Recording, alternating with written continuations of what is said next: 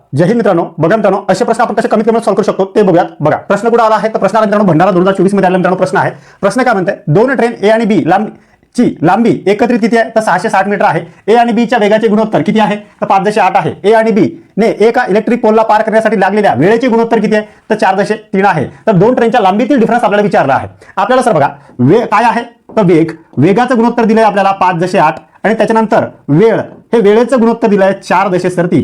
फक्त मित्रांनो काय करायचं आहे आणि आपल्याला हे दिले ना, आता फक्त आपल्याला काढायचं आहे यांचा गुणाकार करायचा आहे. ह्या दोघांचा गुणाकार करायचा आहे बरोबर.